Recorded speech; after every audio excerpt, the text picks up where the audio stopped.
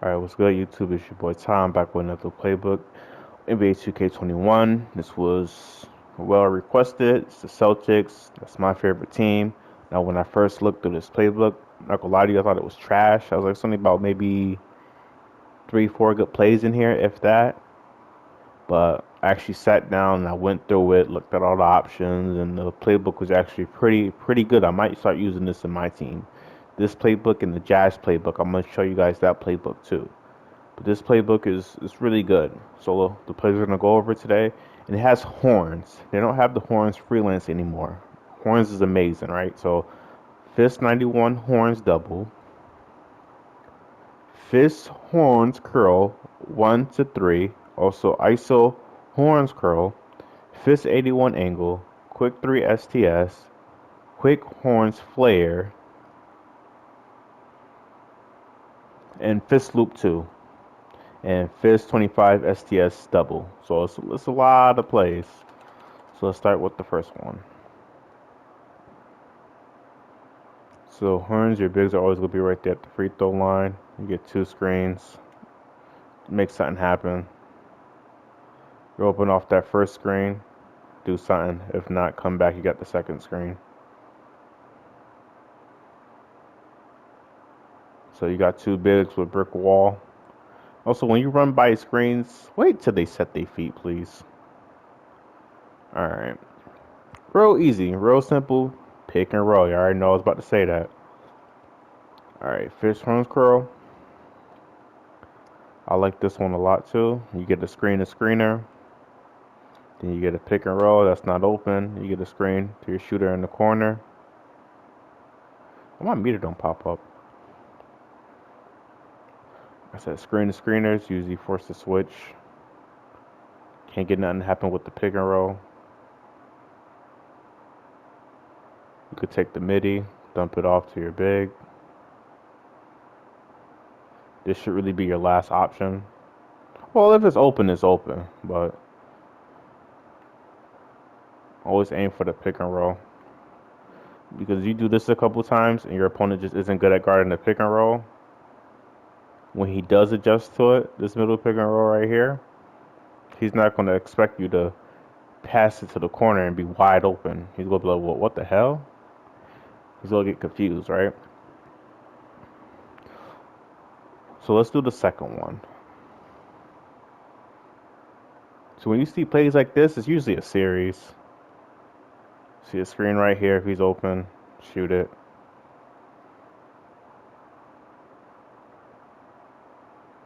See that big screen right there? You got someone with deep threes. That's, man, good luck. You have to manually fight over the screen. So if for some reason that's not open, pick and roll towards the middle. That's a really good play too. You got the perfect spacing that you want. You can't ask for better spacing right here. Let's run it one more time. So right here, you got that. Take the 3. If not, wait for him to come set the screen. Run your pick and roll. Simple.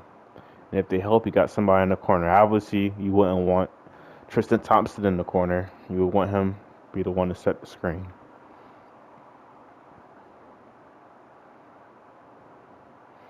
And we do it again. This is first horns 3. You got the corner 3 right there. That's not open. He'll get a screen to come down. If he's not open for the 3, you get a pick and roll going towards baseline. Those 3 plays right there are really good. So you got a lot of movement. If he hits the screen, you got the 3. And if you could get him cutting in, do that. I know the lines disappear, but that's the option right there. It shows up real quick before it flashes down. So if he doesn't hit that screen and he's not open, you got him right here.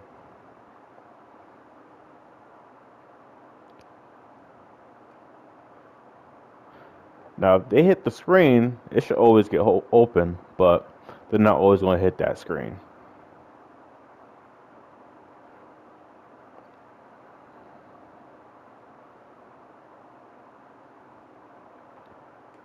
So you want to work on your pick and roll game because they're not always going to hit that screen. That's just the AI. The AI might not set it right and they'll be sitting the wrong way. That's 2K. I can't help you with that one. All right, ISO horns. This is a really nice one too. Like I said, you know it's a series because it looks the same but has different endings.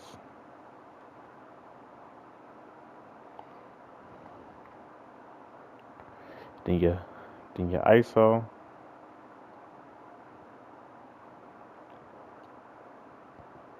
And even if you wanted to, like yes, ISO play, but like I said, you got that option right there.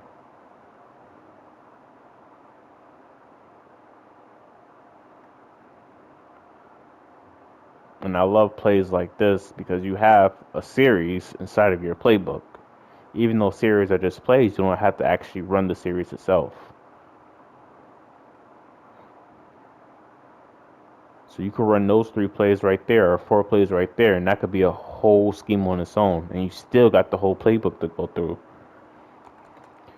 Alright, getting back into it, let's go back to fist 81 angle, double screen, one will fade, one will roll. Like I said, you got that stretch 4, pop that 3, you got the roll, take the roll, you got the midi, take the midi, someone helps off, hit the corner, and that's it. Like I said, this playbook is really well balanced. Well balanced playbook. Alright, next play we're going to go into before we get into the the 3-point plays. Where are you? Fist loop 2 and then fist 25 horns. So if you ever ran the Iverson series, you'll see this action right here a lot. Or like punch loop, rip, one of those plays. I don't think I need to explain this. That's the option you're looking for.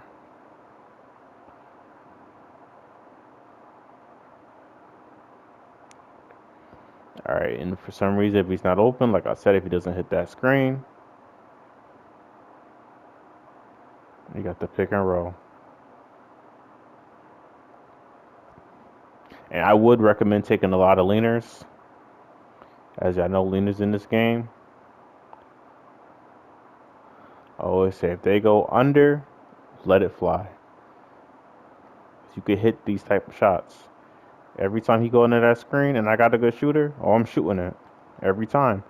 And if you ask me, a leaner in this game is almost better than taking a standstill shot. Which is crazy. Me moving is better than me just standing here and shooting it wide open. Alright, next play, fist 25 horns double.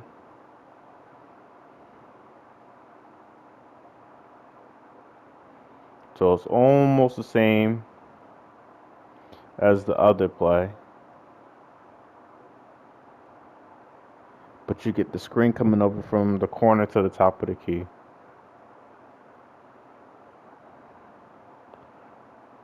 So even the pick and roll plays that aren't in the series damn near look the same. I'm mad I slept on this playbook. This is a really nice playbook, and I kind of see why dudes are like, chill. Because you got a lot of ball movement, you're getting a lot of screens. It's a heavy playbook, and it only gets better, right? The last 2 plays, I could be missing plays too. The last 2 plays are going to be the 3-point plays. Let's do it with Jason Tatum.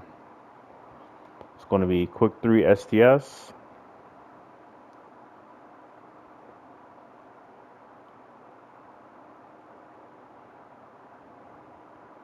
So if you ran quick 4 horns flare or quick 2 opt in the Pistons playbook, you kind of already know this action. And if you do use this playbook, this is probably your quote unquote money play. If I had to guess, this is the play you're probably talking about when you talk about this playbook.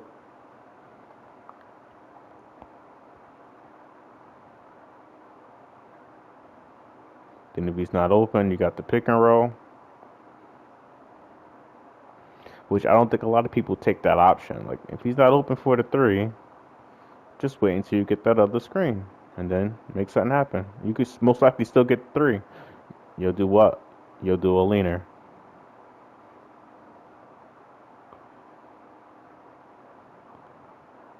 And these plays are good based on if you get a good screen animation. You get that screen animation, it's going to be hard to stop unless you have pick dodger. If you're playing play now online, a lot of the players aren't going to have pick dodger.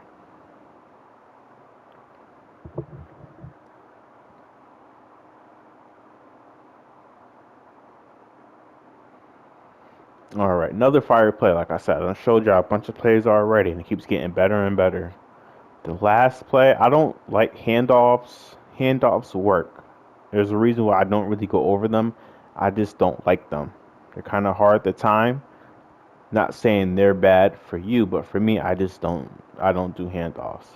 But handoffs you see in the NBA all the time. If you watch a game right now, you'll see a handoff a bunch in the first quarter alone, right?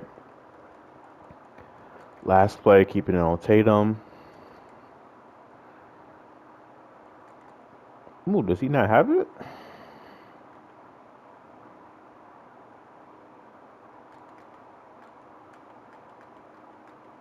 Oh, it's only under Kimbo. Okay, I don't. All right, quick horns flare.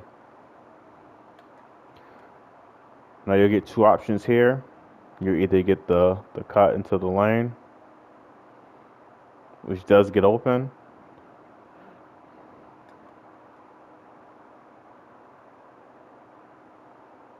So right now he's doing it weird. I don't know why it's acting up. Let me see if I can just get the other option.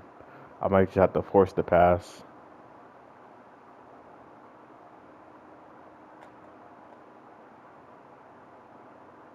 Yeah, there you go. That's one of the options you get.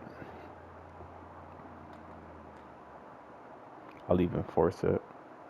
There we go. So I will lead past him like that. Not saying that. There we go. Then if he's not open, you would get a pick and roll to end the play. But I broke the play. But this does get open. Don't sleep on that option right there. And if you did have a post-up guard, you could probably throw it in there. See, it does get open. And if somebody's off balling, they're going to be sleep on that. That's not a bad play. It's probably my least favorite out of all the plays I showed, but it's not a bad play. And then as you see this option, I get the pick and roll.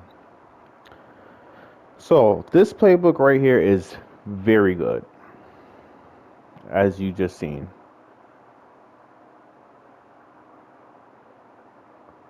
I would rate this playbook. I didn't even see that option. And if you don't pass it down, you get a double screen. Oh, look at that. Yeah, this is one of the best playbooks in the game. I don't think it's even close. And I see why people set this playbook. If you're not using a Bucks playbook, which most people are using that playbook, but they aren't using the actual plays, because that playbook is pretty good. This playbook is pretty deep, and there's a lot to do in this playbook. So if I was you, I would buy this playbook. I don't know how much it is in my team right now. I'm about to go find out and buy it myself. This is a good, well-balanced playbook. I would go get this playbook and build a scheme around that. Like I said, you got the Fist Horn series in there. You could use that. You got the Quick 3 STS. That's an amazing play. The pick and roll plays, you have three options in there. This is a good playbook. I see why you guys wanted it. Here it is. Let me know what you want next, and I'll do it. I heard the Trailblazers. I think I heard the Wizards, the Clippers. Seems like that. Just let me know, and I'll do it. I got y'all all day, all right? This has been your boy Ty. I do this for y'all. I do it for fun. I just want you guys to, use the playbooks and start running the same old, same old. But that's it, and I'll see y'all later.